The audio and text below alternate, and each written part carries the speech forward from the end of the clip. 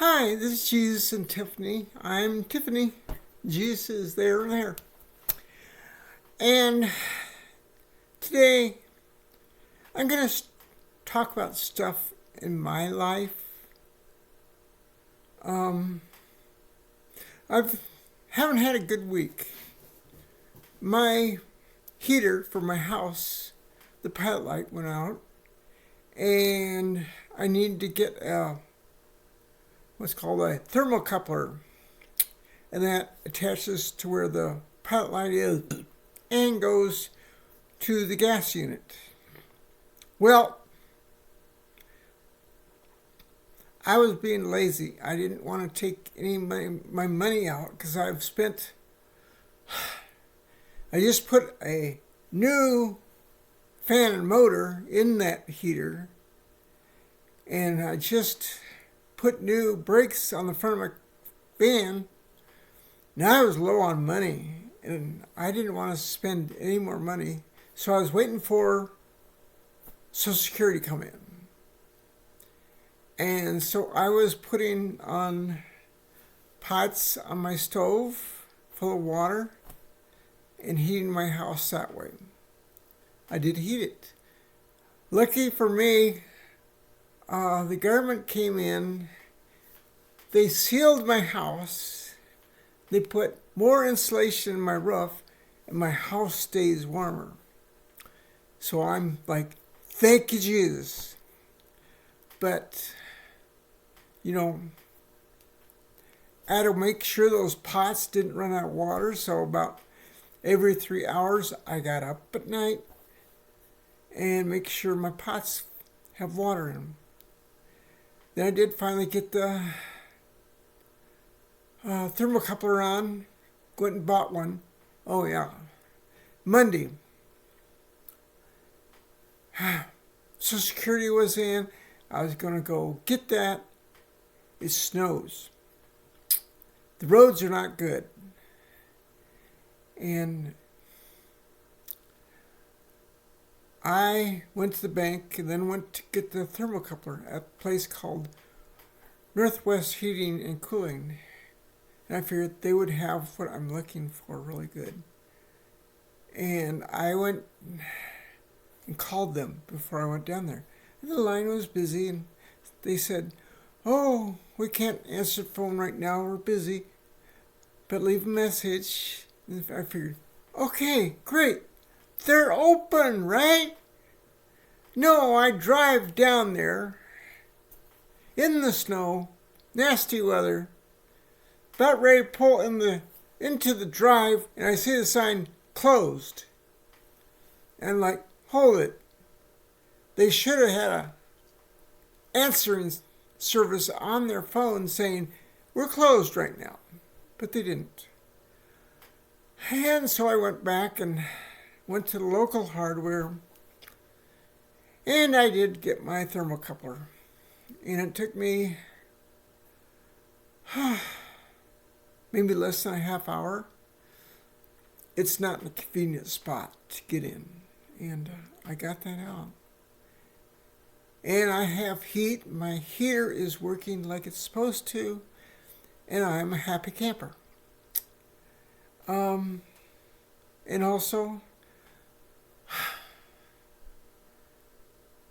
last week, my son-in-law said that my son, my eldest son, wanted to get a hold of me.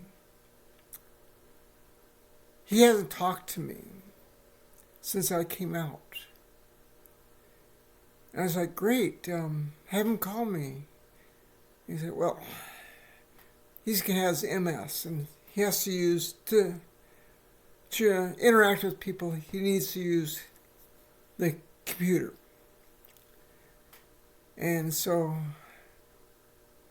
I gave him my, this site, my Facebook site, and said, have him contact me. And he didn't contact me, but I decided, since I was also gave him my email.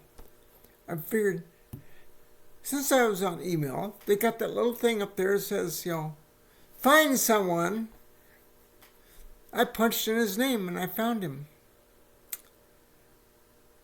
It was him because the description there was everything that was him. And I when I wanted to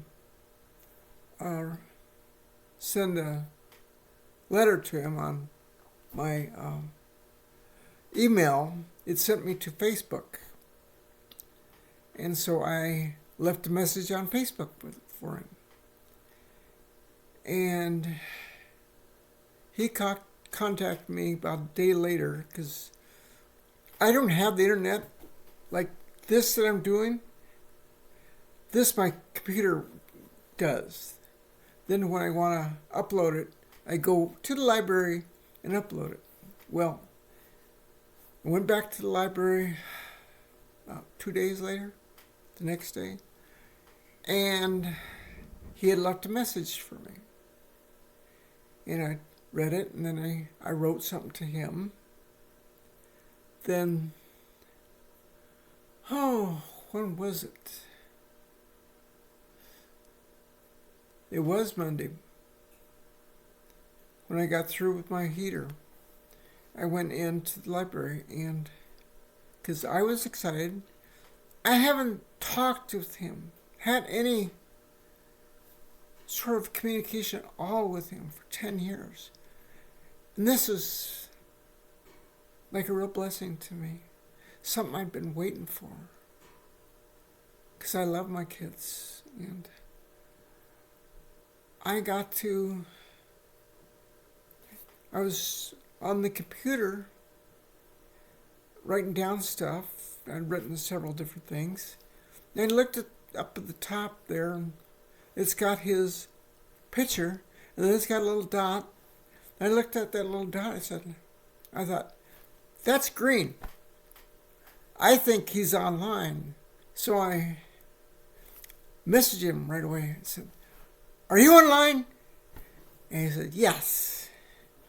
And we talked, and we talked for about a half hour, text back. He can't text back really fast because his mobility is limited, but he did get me text back and show him. It was about lunch. Well, it was really after lunch where he is. And he said he had his dinner was there and he needed to eat it, and I don't think he was interested in eating his lunch because he talked with me, and I had to get going about an hour later, I think. And he said, you better eat your lunch. I got to get going. And I told him I love him.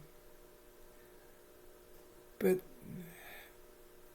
it is a real blessing. I've looked at other people's families who their families have cut off communication with them.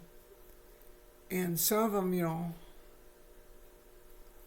seem to get communication in like 5 years or so. And this has been 10. And then I was online listening to one gal, and it was like 13 years before they were able to communicate with their family. So in a way, I'm lucky. It didn't go on that long, but I have somebody I can talk to of my family. And it's awesome.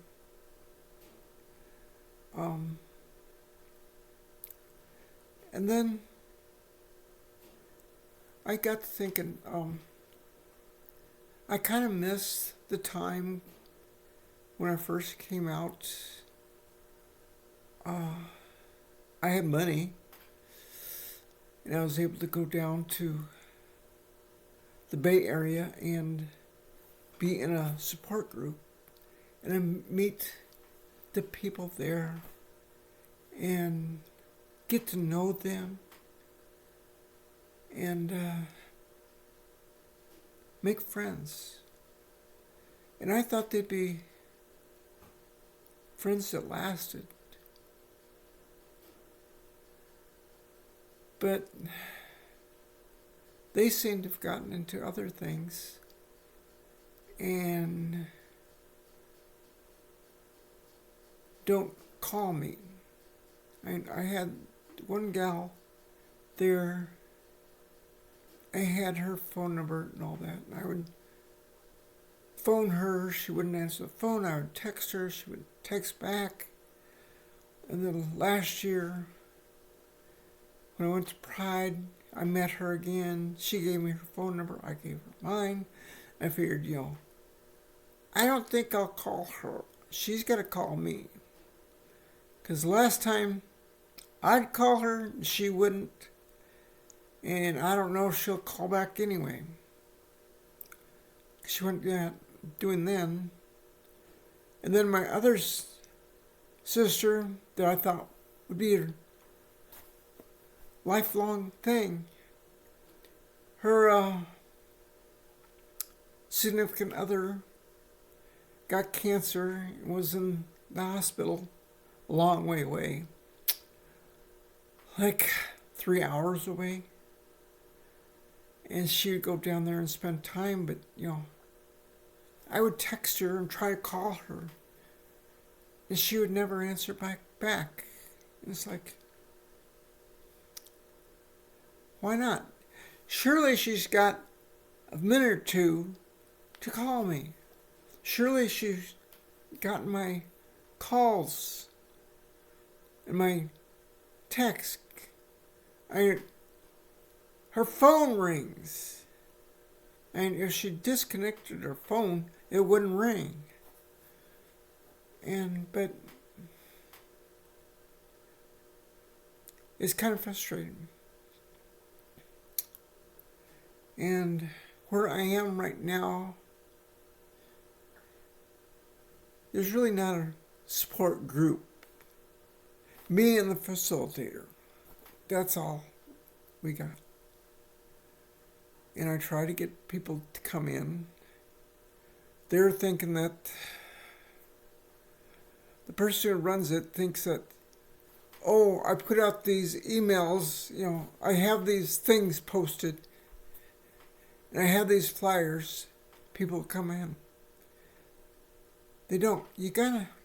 Around here, you've got to go and meet up with people. You have to find the LGBT people in this community. And the people I've found don't think they need a support group. But I don't think, they've never had one in this area. So they don't know what they're missing. The friendship, the family you make, and it's unfortunate because I had people down there in the Bay Area that I cared about and I talked with, and we did things together, and I don't have that here. I have one person here that I can depend on. He's 23 years younger than me and not as healthy as me. It's like he's gotten less healthier through the time I've known him, which is unfortunate because we have gone places and done stuff. And I bug him about taking me out to this one restaurant. And he's taken me out there a couple times. And I'm like, whoo! Because I like being taken out there. I like somebody else buying the stuff. And being there to just enjoy the conversation with the guy. Um, he's not Prince Charming, but he's a caring person and a real nice guy.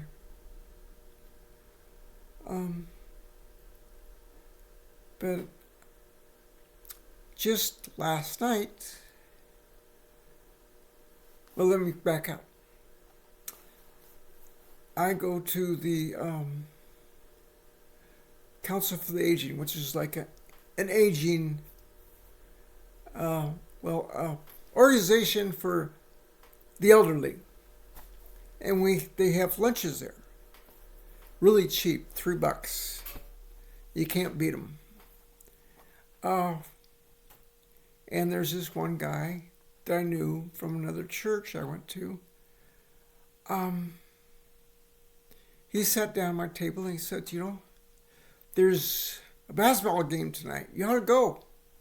I said, well, thank you, but, when is it? And he said, and he told me, and then he says, you ought to take James with you, because James likes basketball. So after I got through there and got home, I called James and told him there's basketball if you wanted to go. And he says, oh, yeah. And he said, but I got to take a shower first. Now, this is 2 o'clock. And I wasn't planning on being at the basketball game till 5:30. But he had shower problems last year, and he asked to use my bathroom. He is a thorough washer, and I gave him one of my soaps.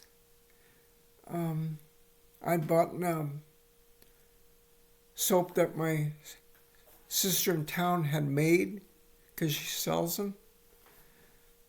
And I don't smell very well. My nose doesn't smell very well, okay? No one's complained about me smelling bad. But I'd hardly use that bar, and I used it once and this smells like something men wear. So I didn't want it. I let him use it. He used half a bar. And it took him about 2 hours to wash, because there's a lot of him to wash. And so he did get cleaned up by the time I got there, got dressed.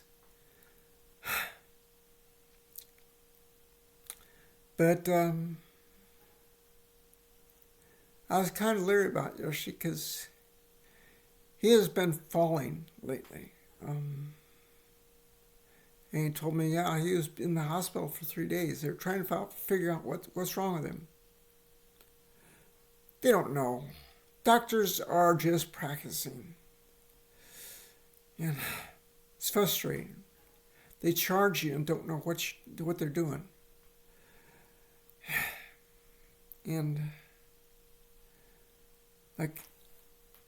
how long has people been trying, doctors been around? Since the Roman times, doctors have been around that long. And surely someone would have come across what's wrong with him. Apparently not. They might not have written it down or whatever. But he showed me all his bruises, at least on his arms. He said there's also ones on his legs. But he has a walker there at home. He has a stool to use in the shower if he needs to. I want to tell him, use the stool anyway and wash up there. If you got it right there, you can sit down when you're feeling shaky. You don't have to reach out of the shower and try to get in the shower. You can just sit down right there in the shower. Of course, the shower's not too big. Tiny. I don't know how. Willie does fit in it. It's not big at all. It's a corner unit. And it's not big. But we went to the basketball game. And the girls' basketball starts first, and then it goes to the guys' basketball. And the Mayo team won, I think it was like 80-20. They were doing good. Real good. They only had 6 players who played the whole game. And then the boys played, and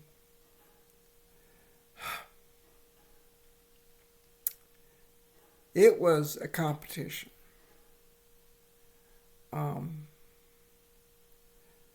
They're only like 4 points at the most apart at a time. One would be ahead, the next would be ahead, and it went back and forth like that. And finally, the game time stopped, and they said, we got to go into overtime. So they went into 4 minutes overtime, not hours. And Mile won by 4. And they worked at it. And they accomplished it. But those kids on that, on both sides, really put forth an effort. It was really something to see. I don't go to the games much. In fact, the only game was last year. And as I've been there, this is my second time, I think. This is pretty good, and these kids need encouraged because they're doing good. And you can tell they are working at that, to being good. And I want to support them. And I think volleyball is coming up. It doesn't look like they're going to play soccer. Too much snow. Anyway, I want to go and support them in that. And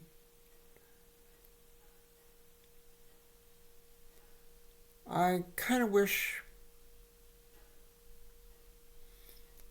when I was younger, when my kids were in school, I had been going to those games. Because I see those kids doing their very best. And they should be encouraged.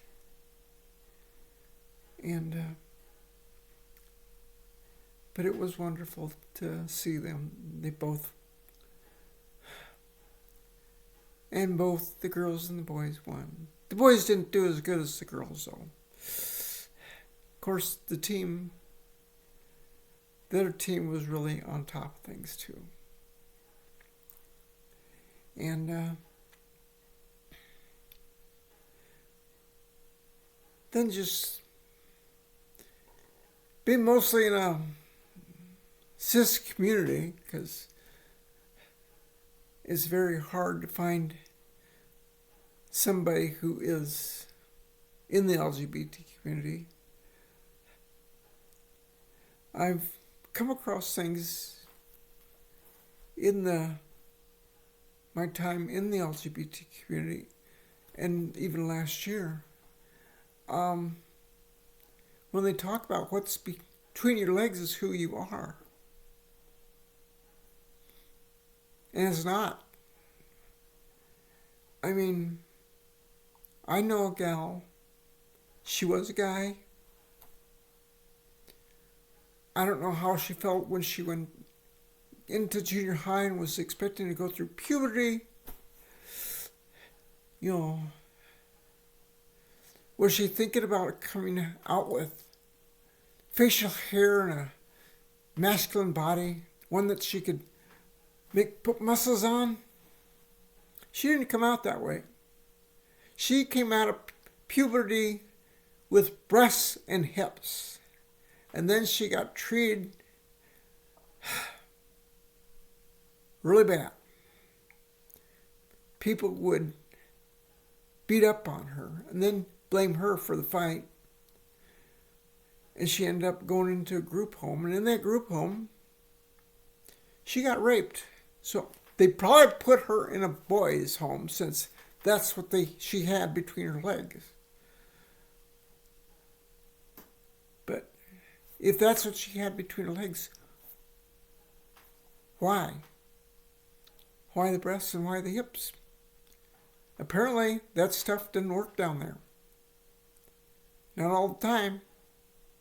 And then last year, I went down for Pride, and it was canceled because they were told a tornado was going to be coming through that area. And so they had to cancel Pride. And there were 7 of us that met there. And we were talking, and it wasn't the warmest day. It was drizzly, misty, and a little bit of wind. And we were kind of getting cold there. We were under the pavilion, but we were kind of getting cold.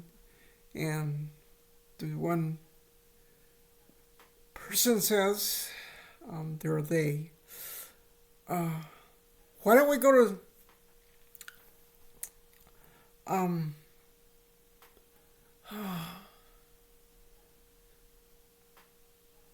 Susie B's. It was on the other side of the river, and it was a coffee shop. So we went down there. And we got in there, and it's like a lot of people followed us there almost. Like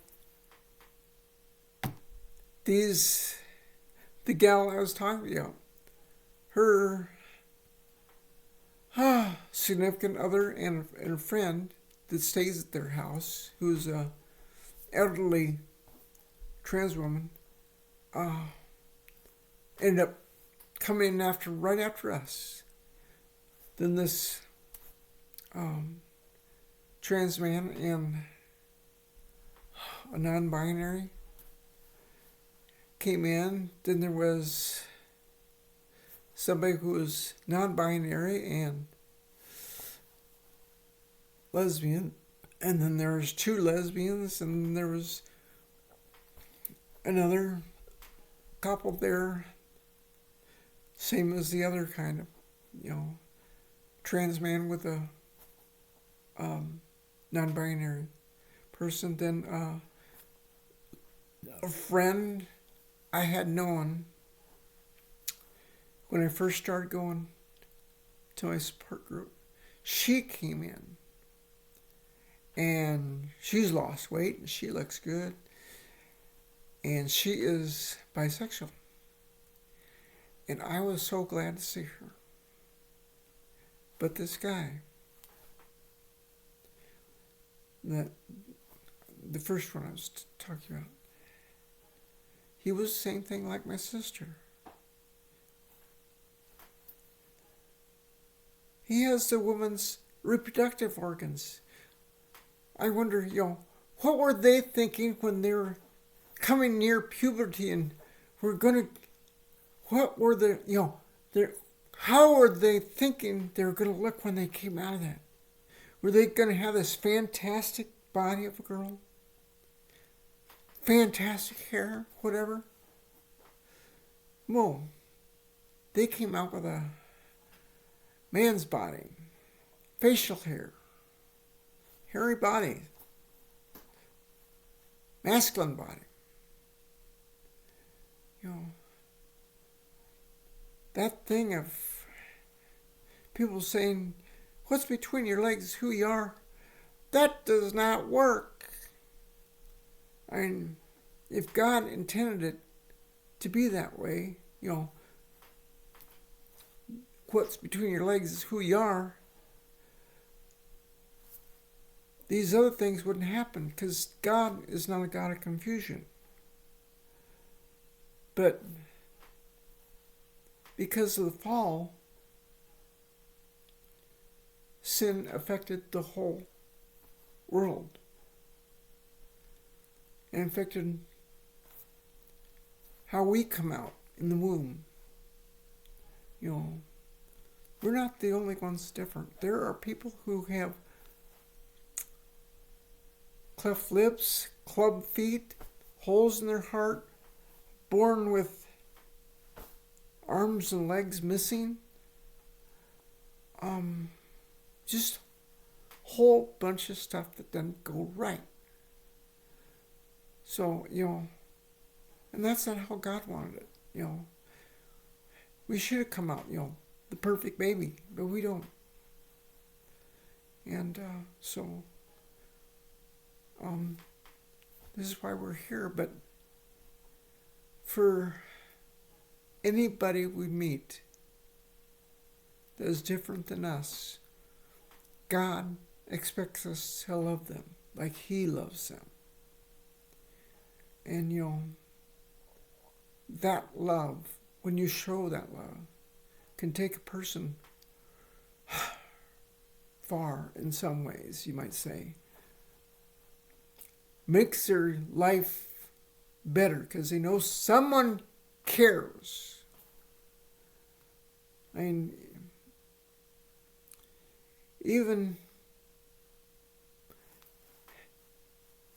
you look at people who are good looking and all that, but the celebrities, popular people, yes, but what kind of friends do they have? Do they have friends that are friends because they want to be around the popular person? Or are those friends true friends that no matter what they're like, they're going to care about them? And that's the kind of person I want to be. I want to care about people that come into my life. And I want to care about them like Jesus cares about me and loves me. And I don't always get it right. I wish I did, but I don't. And that's because I'm dealing with my feelings. My uncomfortableness. I got to remember, no, I got to let go of that uncomfortableness and love somebody and care about them. And that's what I want to do. But it's kind of terrible when the people who are supposed to be reflecting Jesus do not. And sometimes it seems like they don't even care that they're not reflecting Jesus. They're more interested in their comfort. Because we make them uncomfortable. Oh my. What was Jesus like? Do they read their Bible? Really read it? Jesus hung out with prostitutes and tax collectors, sinners. Him and the disciples went across the lake, which is the Sea of Galilee. They went across that. It's not a short trip. And they end up on this shore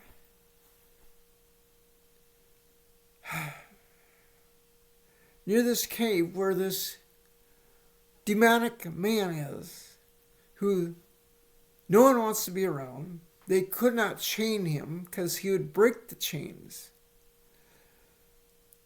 And Jesus, you'd think you would be uncomfortable with that kind of person. But Jesus loved him.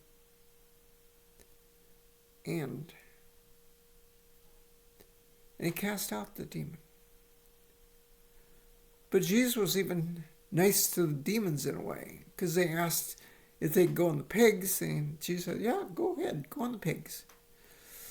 The owner didn't think much of that, because when the demons went into the pigs, they ran down a steep hill and into the water and drowned. And that, don't think the owner was very happy with. But the man that had the demon was very happy. And he wanted to go with Jesus. Jesus says, no, you go back. Tell your family what happened. And apparently he told a lot of people, because the next time Jesus landed there, they were going out to other villages saying, hey, he's here. And so he had a crowd gathered wanting to see him. People wanting to be healed. People wanting different things in lives gone. And, but Jesus was not worried about being uncomfortable. And that's the way I have to be. And that's the way Christians should be. Not worried about your comfort. Cast out your fears, Grab hold of love and love people like Jesus would. Because when you love people, the fear is not there. At least in my life, it's been that way.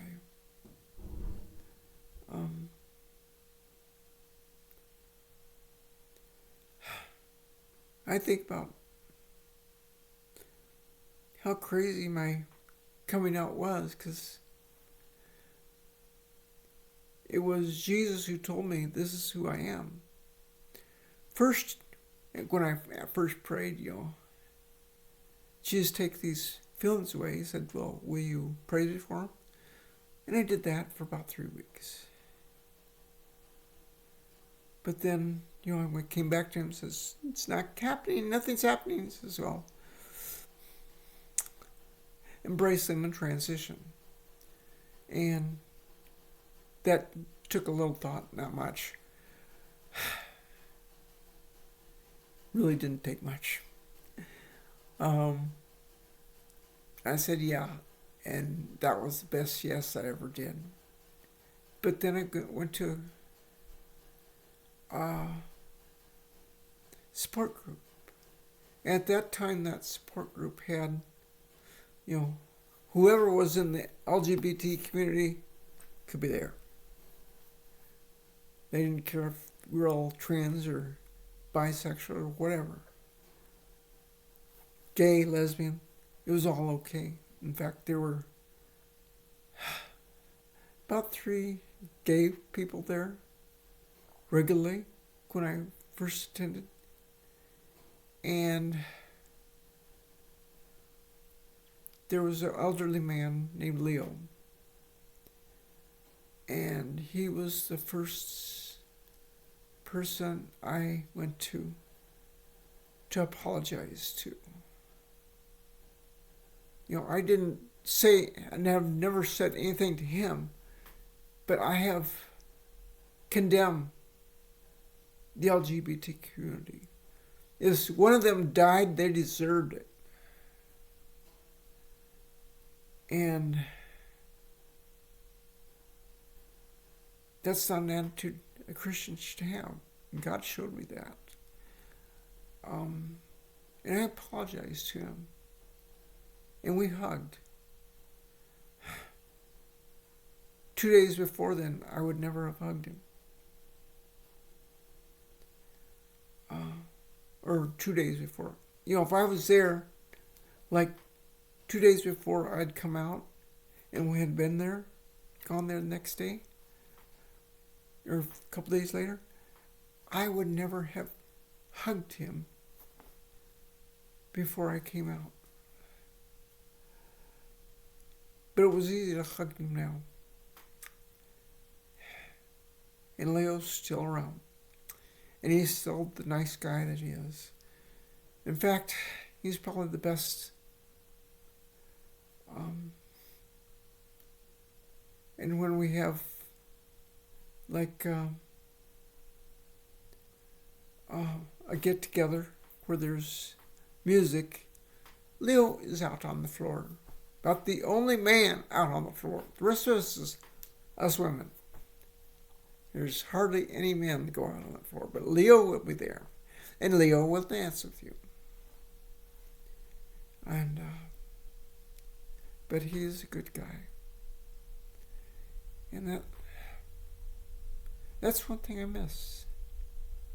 Missing meeting new people that really care about you. And they're really just wonderful people. And I hope you go to a support group and meet these people. You have to put away your fears. Yes, it is scary going there the first time. But it doesn't matter. I've gone to 2 different support groups. One was in Bay City when I first came out. The next one was in Saginaw. It's a PFLAG. And I didn't know anybody. But when I walked in there, I was family. And that's why I encourage you to find a support group and become family. And I'm ending now. So I'm going to pray. Holy Father, thank you for the people that will hear this. May it be encouraging to them. Help them with the things in their lives that are troubling them, that they're having a hard time with. The things that are broken in their lives. Not just our spirits, but things that break down our houses and our cars. Help us with that. Sometimes we need somebody to help us with that. So, Father, please send someone into their lives to be willing to help and bring them, each person, closer to you. I wish that they'd all know you like I know you. In your precious name, Jesus, I pray. Amen. Well, I'll see you later. Hopefully I'll get this posted tomorrow. And you have a good month. May it not snow a whole lot where you are, because I've been shoveling snow the last 2 days. So, goodbye. God bless you.